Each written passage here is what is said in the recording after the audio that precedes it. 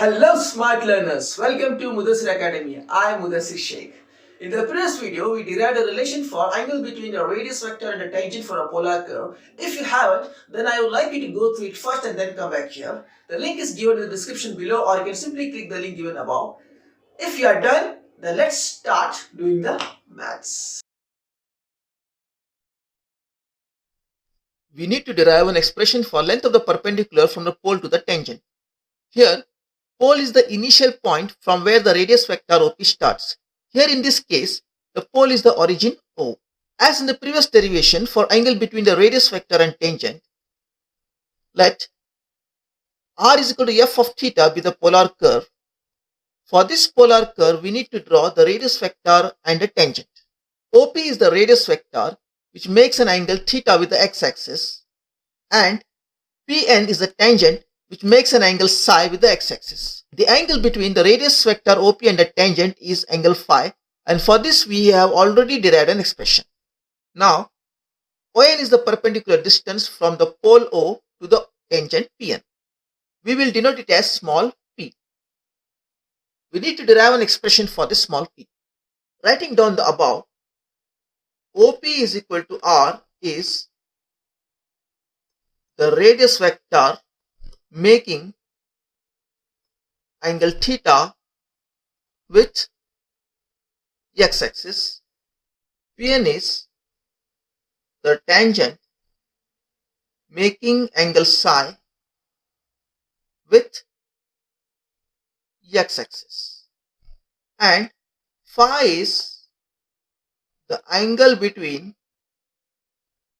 radius vector and tangent.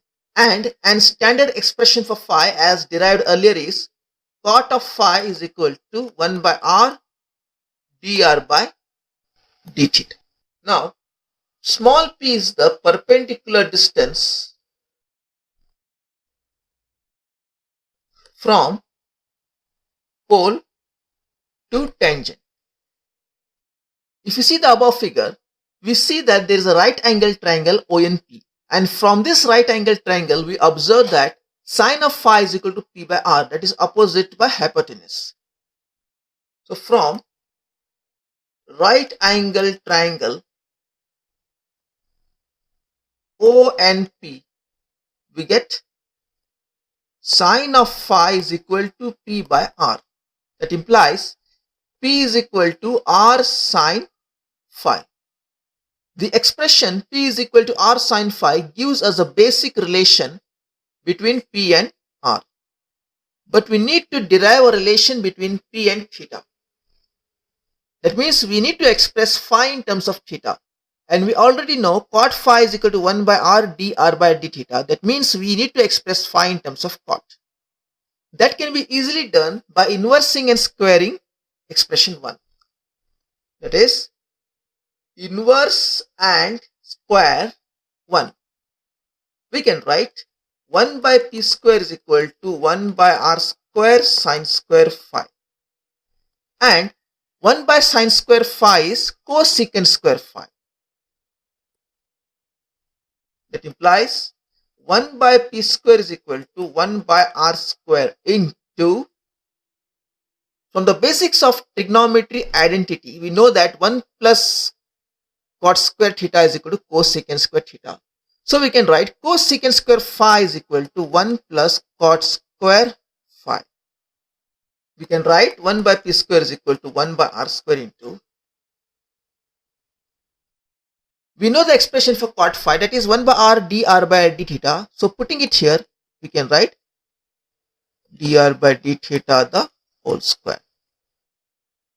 Opening the bracket, we obtain 1 by p square is equal to 1 by r square plus 1 by r raised to 4 dr by d theta the whole square. This relation gives us an expression for length of the perpendicular from the pole to the tangent. That is, we get a relation for p in terms of theta. In this equation, if we eliminate theta, we can easily obtain a very important expression known as the Padel equation.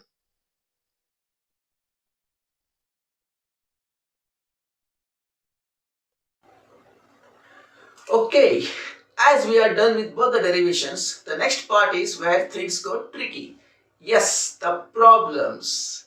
But don't worry guys, we'll make it more easy, super clear so that you can understand the key problem solving concepts and make scoring super cool.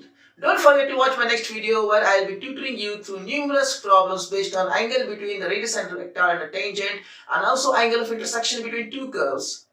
To watch the videos, you can check the link below the description or at the end of this video, or you can go to my channel Mudassir Academy and check the playlist over there. Till then, keep watching, practicing, like, share with your friends and don't forget to subscribe.